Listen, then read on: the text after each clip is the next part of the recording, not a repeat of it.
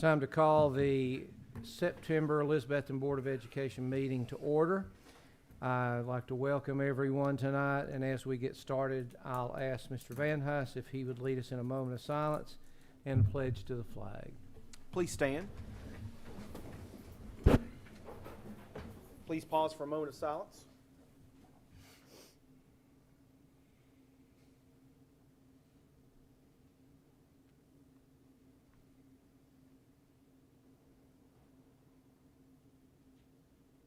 Thank you. Attention, salute, pledge. I pledge allegiance to the flag of the United States of America and to the republic for which it stands, one nation, under God, indivisible, with liberty and justice for all.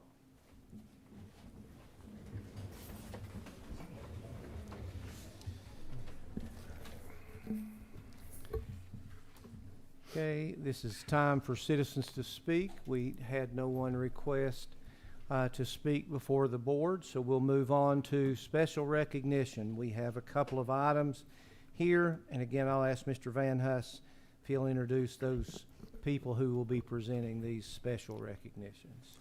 Thank you, Mr. Pless. To start with, if Mr. Berry can come up and talk about our T.A. Duggar softball players. Oh, my apologies. Sorry. You're not I've Mr. changed so Berry. much, I right? apologize. My name is Emily Harrison. I was the softball coach at T.A. Duggar last year. So Mr. Berry asked if, instead of him speaking about the girls, if I wouldn't mind to say a few words since I got to spend so much time with them. So we are honored to recognize Ava Hansen and Lacey Gobble tonight because they do a great job representing T.A. Duggar in multiple sports. But this summer, they represented the state of Tennessee at the Tennessee Little League Championship and won, and advanced to the Little League World Series, where if you were lucky enough, you got to watch them play a televised game on ESPN. So they fell just a little bit short, but they actually made history. They were the first Tennessee team to make it that far, and so like I said, we are so blessed to have them represent our school system. But more about the girls, they are the types of players that every coach dreams to have because they are the true definition of a team player. And I'm just so proud of them, and I know the rest of us are as well. So I'm thrilled that you are recognizing them because they've worked so hard, and I think they've really earned this. So I could not be more proud of them. So I will turn it back over to you all. So, girls, if you'll come up, and Coach, you come up as well, and we'll take a picture and let everyone clap for you. So come on up.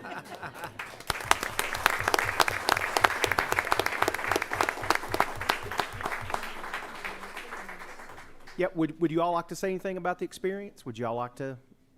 You don't have to, but if you want to, that microphone, it will not bite you, I promise.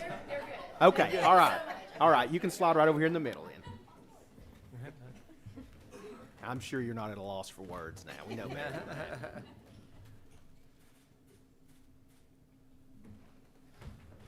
Give him one more.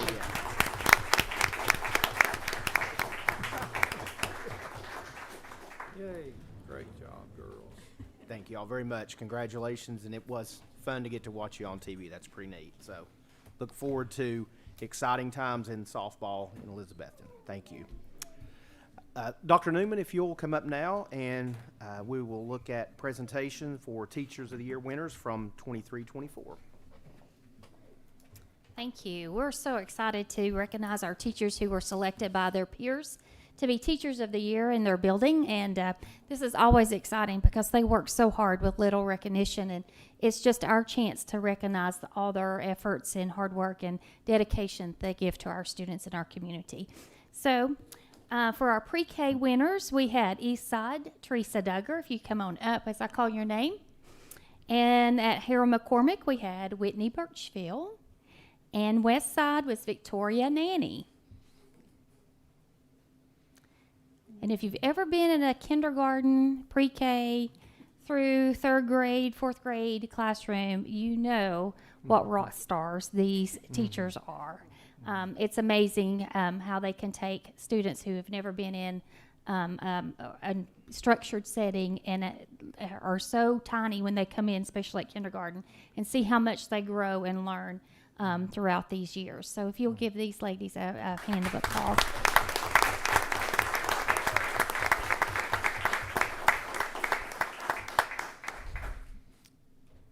All right, for our 5th grade through 8th grade Teachers of the Year, we had at Eastside, Vicki Royston. At Harry McCormick, we had Carla Wiles. Westside, Jason Baker. And T.A. Duggar, Colin McHenry. All right, these guys get to take the little ones that just went through the K4 or pre-K 4 and extend their learning and all kinds of stuff. It's amazing to go into middle school classrooms and just see everything that they're learning and the participation and the engagement they have in the classrooms with the students. Congratulations, guys. Let's give them a round of applause.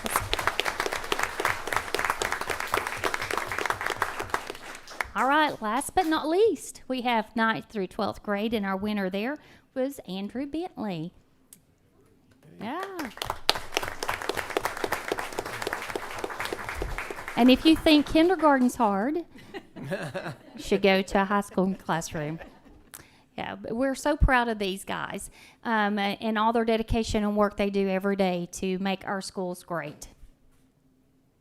All right. Now we have our district leader, our district winners, and it's a joy and it's a great recognition for our teachers to be recognized for building level Teacher of the Year. But the paperwork that they have to complete in order to be recognized for District Teacher of the Year is intense. And then it's also submitted to the state for the competition there. So we appreciate all the hard work you do in completing that paperwork. We know it's a lot of work, but we appreciate you filling it out. All right, so our district winners were for pre-K 4 is Whitney Birchfield.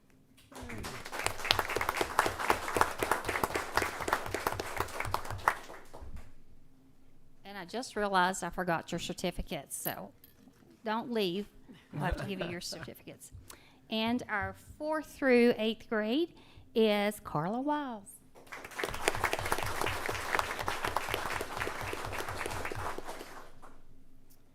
And then, of course, our 9th through 12th. He had lots of competition. Andrew Bentley.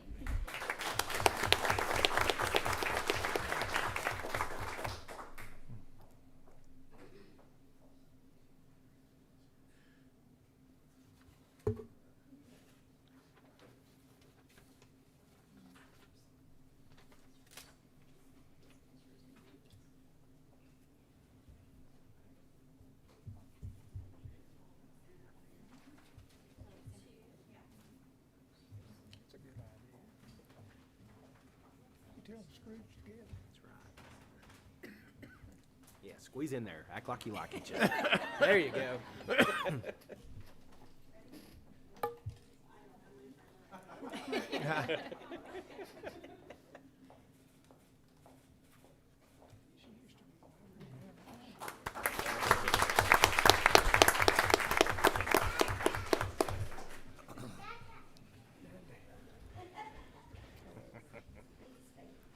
This is the time where we try to be considerate. If you'd like to leave and not stay for the rest of the meeting, have a great evening. If you would like to stay, we would greatly appreciate that as well. So, thank you all. Congratulations.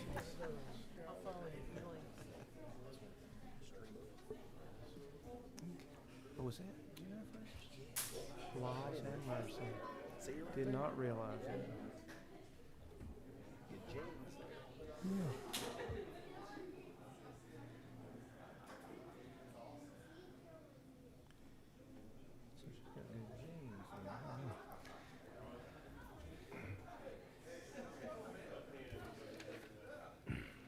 Okay, it's now time to approve the consent agenda. I get a motion to approve. Motion to approve. And a second? Second. And any questions, anything on there that anybody would like to remove, move to the regular or questions about any of that? I know we've had time to look at that.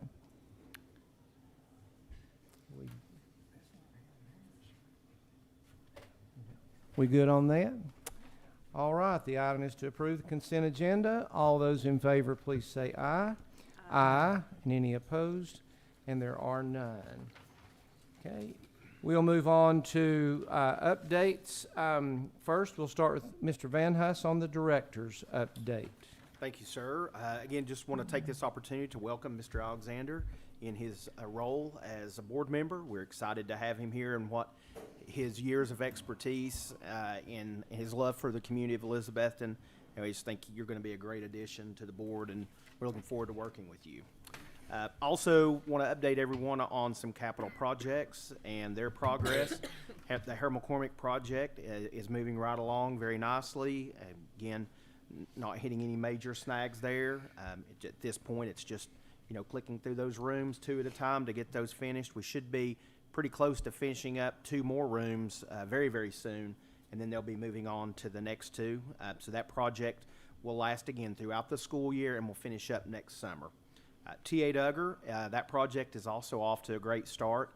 They've actually cleaned out the main office, what will be the main office now, and they've also cleared out all the items and demoed everything in the new lobby space.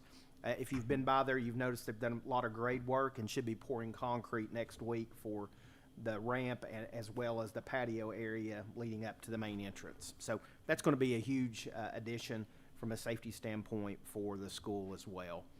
The Union Pharmacy building, we continue to work there. We should have an amount not to exceed proposal for you to consider next month at the meeting with Preston Construction. Of course, they're the construction manager that you approved a few months ago, so we're finalizing some items there. We're looking at some of that work that we can handle with our maintenance staff to try to reduce some of that cost, so there'll be more information there. But the vast majority of the demo work is completed there. The next phase will be, there's some plumbing that will be relocated, so they're going to have to cut some concrete in the floors to put in some new piping and things like that, so that'll be the next step. Also, work continues on the high school training facility. That should be finished up with at least with a budget estimate, probably by the end of next week, and then we'll look at that and see if that fits within the budget, if we need to start looking at some things to maybe remove, and so hopefully there'll be more information that I can share with you down the road on that as well. If you'll notice on the consent agenda, there's the ESSER 3.0 public-facing plan, and appreciate board members for your input on that. If you remember, there was a survey opportunity that everyone had, stakeholders all over the community to provide input on that. This is the last year of that grant. The bulk of that grant focuses on several positions that we've added over the last few years across the school system, as well as the work that's being done at Harold McCormick. That's the bulk of those dollars. I also want to thank you for allowing me to attend the TOSS Superintendent Study Council a few weeks ago in Gatlinburg. Spent a lot of time talking about the school letter grade system that's the state is looking to revamp, and there's some concerns about that from the director's standpoint. Number one, we've had a school grading procedure where they're going to grade schools A through F since 2017. As you know, the implementation of that's been delayed for several reasons, most recently the pandemic. And so that formula has been in place, and now there's a desire on the State Department from their position to modify the way those grades will be calculated. And so as directors, we have a real concern about that. There's a couple things that a statement that I want to read about that, and I think I shared with everyone an email today that kind of shares the TOSS position on that, but a couple things I wanted to share. That none of us would approve of a system of grading for our children that doesn't allow each of them to earn an A, at least have the opportunity to earn an A. Our fear is the system that the State Department is pushing forward will not be that way for schools. Some schools will never have an opportunity to get an A. We don't think that's right. It's a slap in the face to the educators and students. All the students come in with different experiences and backgrounds, as you know. The state has celebrated all of our accomplishments the last few years. They celebrated the growth that we made post-pandemic. Even last year, the record growth that we had across the state. It's been celebration after celebration, but yet it still feels like that we're under attack in so many ways, and this letter grade is just the latest. This grading proposal has the potential to suck the life out of our schools and staff who have worked so hard. We can't celebrate their work, then turn around and crucify them with a letter grade that truly does not represent the work or the success of those schools. It's hard to boil down everything that goes on in a school in one letter. It's just not, it's too difficult. And we heard last week that it needs to be a simple formula that families can understand. We're all about simplicity and transparency, but again, how do you boil down everything that goes on into one letter grade? There's several different proposals that we put forward. Maybe you have a dashboard of the school and you have different categories and you grade each of those categories. To me, that is a much better picture of what's going on in the schools. So more to come on that. The timeline for the state is these letter grades are supposed to be out and available for parents in November. So it's September the 21st. From what they told us, they don't have the formula in place. I don't know if that's true or not. That's what we were told. But again, the clock's ticking on that. So we should see in the next couple of weeks what that's going to look like. So if you have an opportunity to share that with other stakeholders, please do so. So that is definitely a concern on ours. Again, we just want to be able to accurately recognize, celebrate, and be transparent about what our schools are doing and how they're doing. So enough of that. Thank you very much. That's my report. Okay, thank you. Now, board member reports, and again, I'll take this opportunity to welcome again Mr. Alexander. I think we shared this in our meeting a couple of weeks ago when we received the resignation letter of Coach Wilson. We weren't really sure what would take place. Would we get an applicant, not multiple applicants? And then certainly we were surprised when we had multiple quality applicants.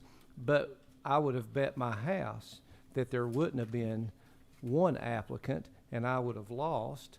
And I'm glad that Mr. Alexander decided to throw his hat in the ring. I mean, what a person. Where can you find somebody who knows more about our system and the history and everything else? And it's just a thrill to have you here on the board. And I think they may want to say something, but I know after we voted, we were all thrilled, and some of the people that applied were thrilled, and had they known you had applied, we didn't necessarily let that out.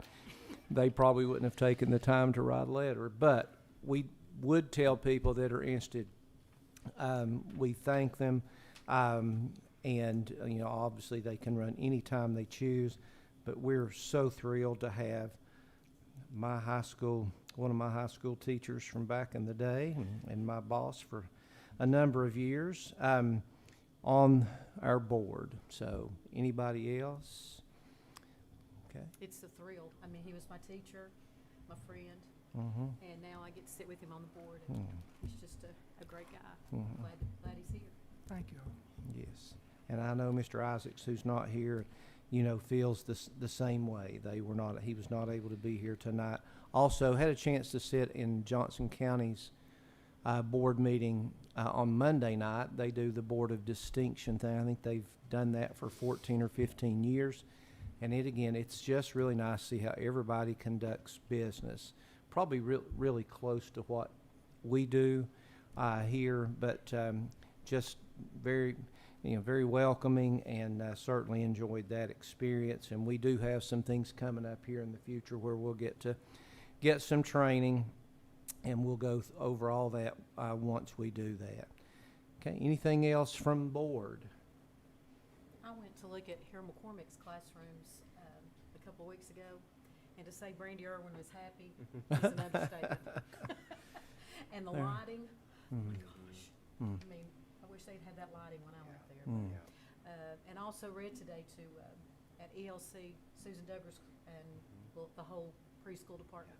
And it was like going back because all three of my kids went through that. Mhm. And that's just a great, great program, and Mm. I enjoy doing that today. Mm. I had the opportunity to do that yesterday. they It's said the that- highlight of the day. What they Mm. call you, the principal on steroids. You're the principal of everybody. Grand Poobah.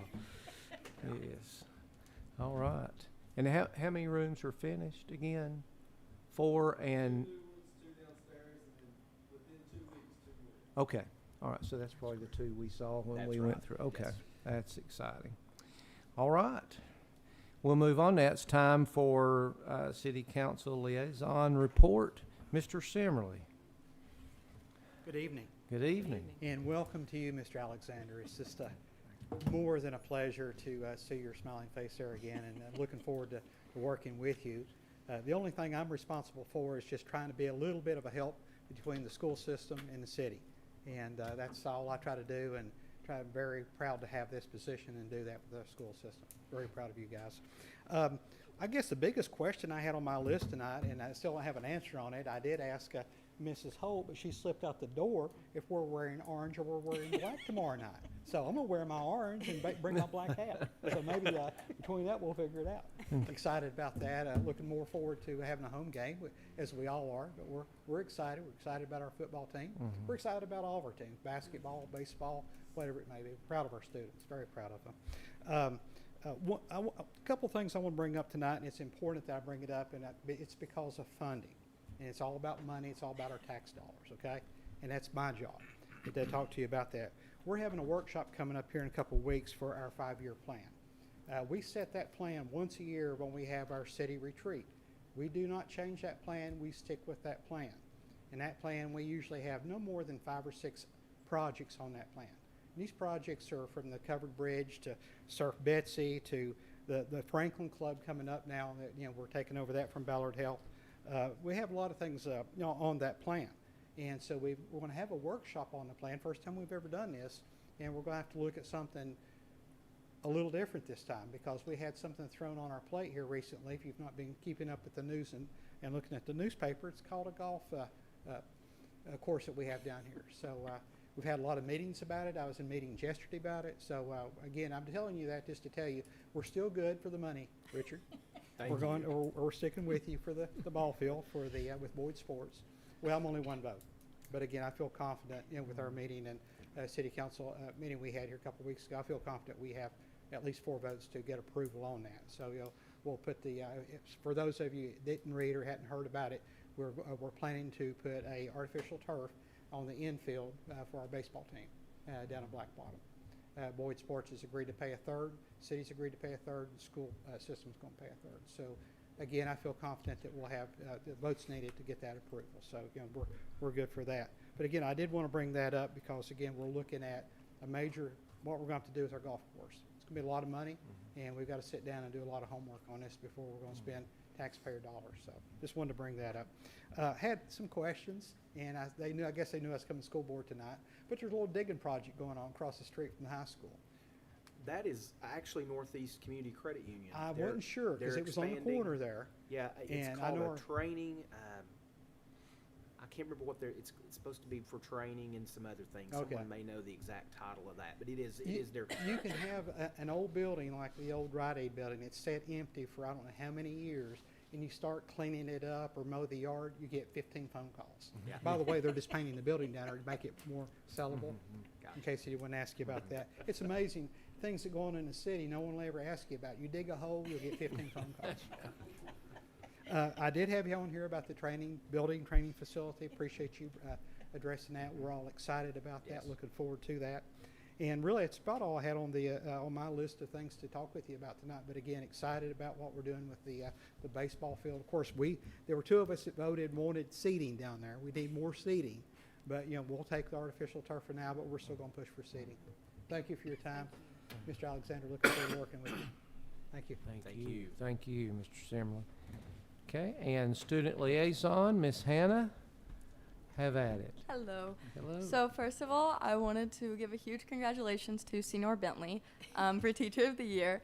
He has been such a positive influence in my life. He's inspired me to want to be a Spanish teacher, believe it or not. He Can works you apply with me. right now? We need all kinds of stuff. Eventually, I'll get there. But yes, just congratulations to him. I wanted to mention that next week during fourth period, our students are going to have the opportunity to attend an ALICE safety training. So many students had mentioned the concern of what to do in emergency situations, and they wanted to be equipped with the tools in order to respond. And so this is a great opportunity for the students to learn more and feel confident in their skills if an emergency situation were to occur. And then another thing I wanted to mention was yesterday, I, along with members of our National Honor Society and Key Club, had the opportunity to go to the elementary schools and read for the Imagination Library field trip. So that was really fun. The kids really enjoyed that. I love interacting with them, and I hadn't been to Eastside or Harold McCormick since elementary school. I was a part of ESP and went there during the summers. So it was crazy to see the difference there and what the schools look like, but I really enjoyed that opportunity. So thank you. Good. If it's okay, I want to mention one thing. Hannah mentioned the ALICE training, and Chief Shaw, that's a training that he presented to us several years ago. And we have 2 certified trainers. We sent these individuals to be trained trainers, and that is, say that twice real quick. That's Ryan Presnell and Kenny Harden. And so they've gone throughout the system and provided that training for individual schools. And so now this is the next step, taking it to students. So I appreciate you sharing that. You said that's next week? Yes, sir. Okay, great. Okay, thank you. Right. Now it's time for the regular agenda. First item on the agenda. Approve agreement between Elizabethton City Schools, the City of Elizabethton, and Boyd Sports to complete turf installation on the infield at Joe O'Brien Field at the cost to the system at $152,905. Can I get a motion to approve? Motion to approve. Motion. And a second? Second. And a second. Okay, I know we've talked about this before, any explanation, and obviously the other 2/3 are. Absolutely.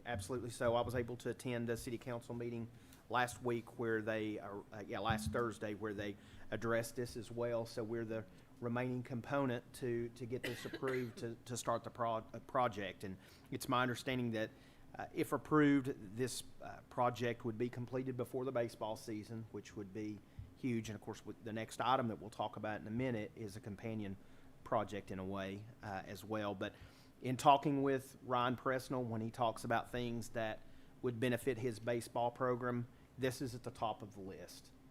As you know, high school baseball season starts in February, along with softball, and those are obviously outdoor sports. It's very helpful if you have grass, but it's very hard to grow grass that time of year. And so the wear and tear on the field, especially the infield, it makes it very difficult. If you have any type of a rain event, it's very hard to play in those dirt areas. So when you think about the cutout areas around the base paths in baseball, and then if you think about a softball field, the entire infield is dirt. So if you have a serious rain event, it's hard to play. You can play with a soggy, wet outfield. You cannot play with a soggy, muddy infield. It's very dangerous, and it's just not safe to play. So this will be a huge improvement in facilities for that program, and will be a real shot in the arm that will really make play and rainouts at a much lower percentage, plus just the work that's involved in upkeep on those infields is very difficult. So it'll be great for the programs all the way around. We appreciate the partnership with the city as well as Boyd Sports being willing. When you think about, we've used that facility as a district for many years.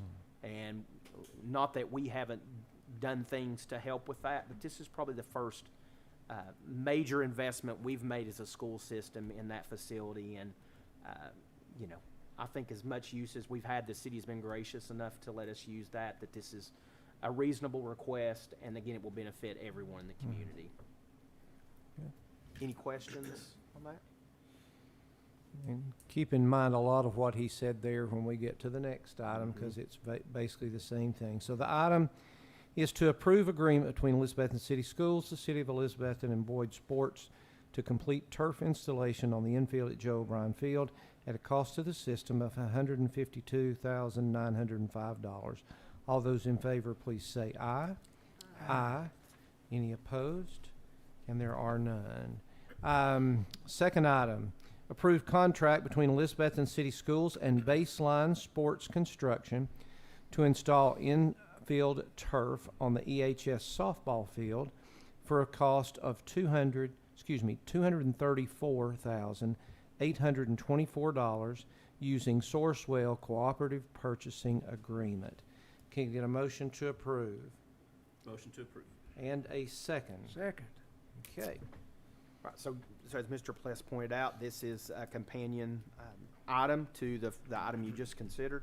And, you know, we really strive to try to be equitable to the sports across the district, really all programs.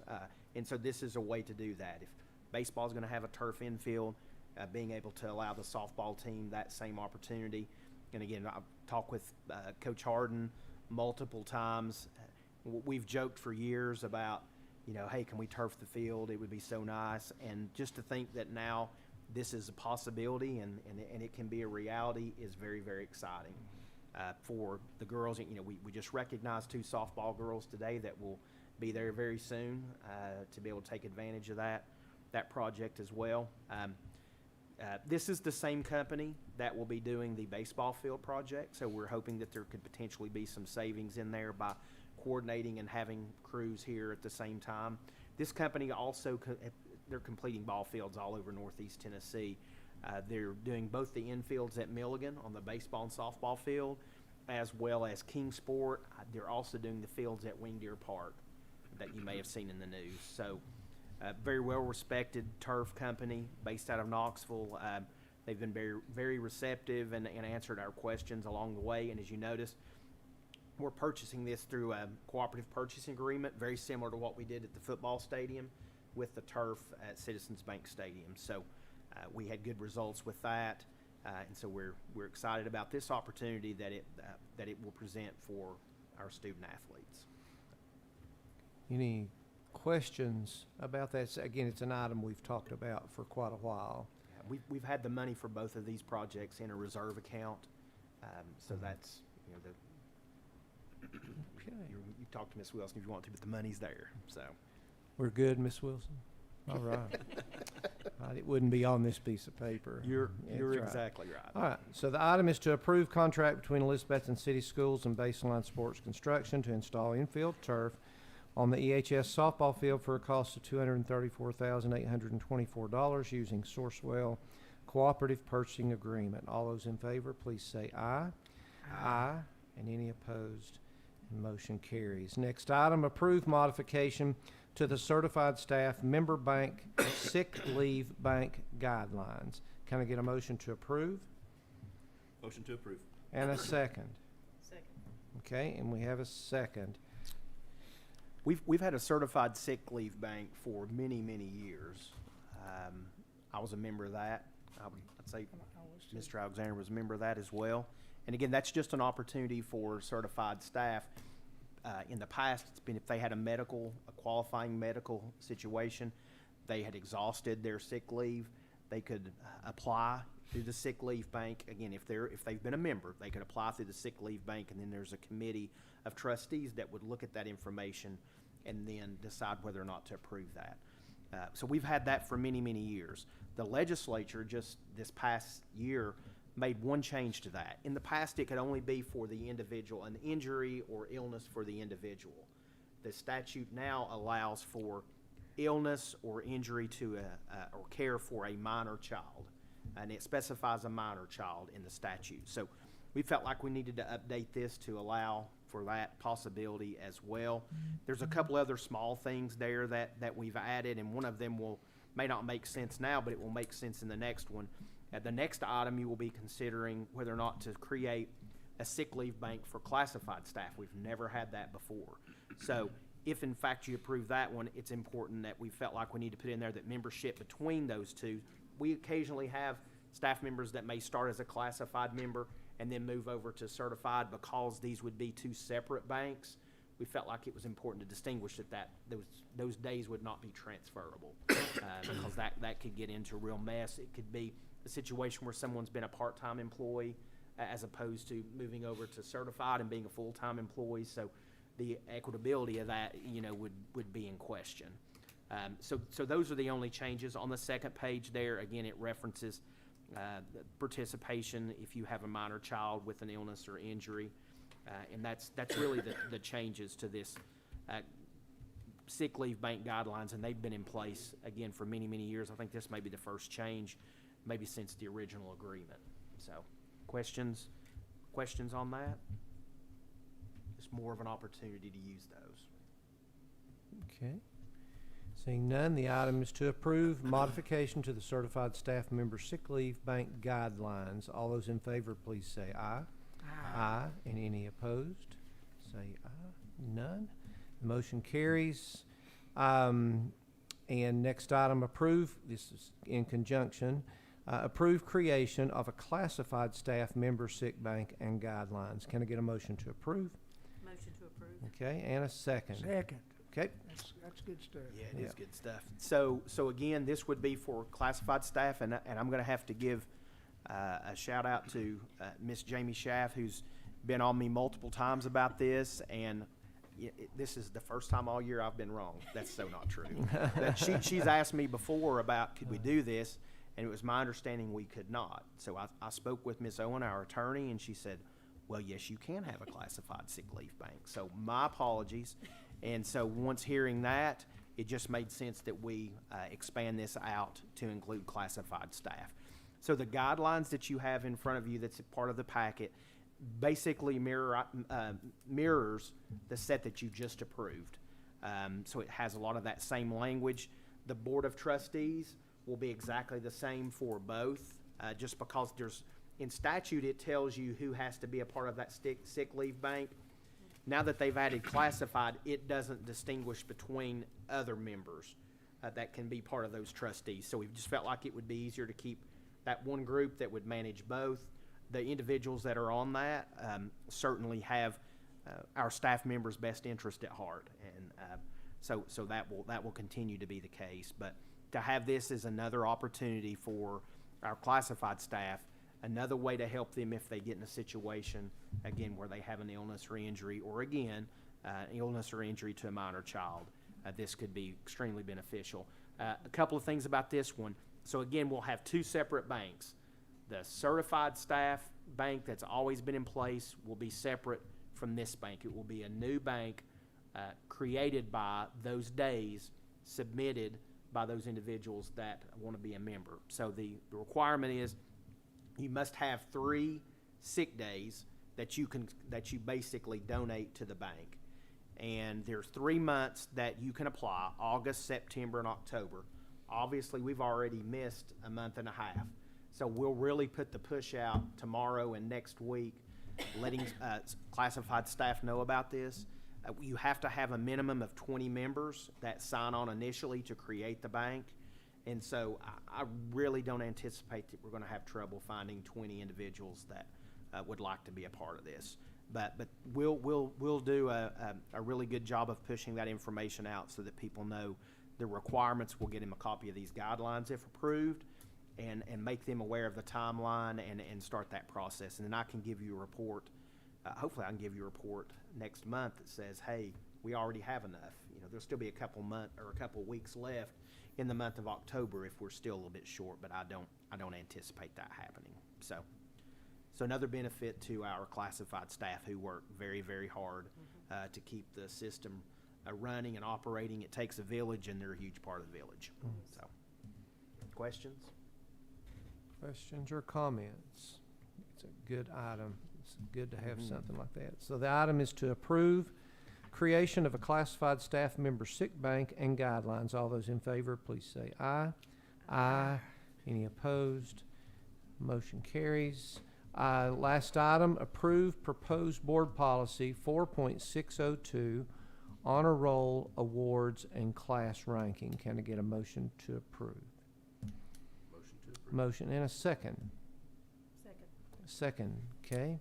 Okay, we've, in the past year, we've made some modifications to the grading scale, the grading system for students, and those opportunities for weighted averages for students. And because of that, it's created the need to look at how we're going to recognize those individuals. Like when you think about top 10% in the past, in theory now, if you could have a top 10% of students with the weighted GPAs, you could have students have a 4.0 that wouldn't be part of that top 10%. So we've looked at some ways to tweak that to make it equitable and recognize those students as appropriate. But in looking at that, a couple of changes to this policy. First of all, in the old policy, it did not include ninth grade scores and grades, and we felt like that was important to include ninth grade grades into this calculation. The other thing, because the high school is set up on the semester schedule, you could have a situation where you could have an honors class first semester, but one of your friends has that same class second semester. And so if we're looking at determining who is going to be recognized for honors, and if we looked at that halfway through the year, just because of the way someone's scheduled, they may not get the benefit of that because they don't get those quality points from those honors classes because they haven't taken them yet.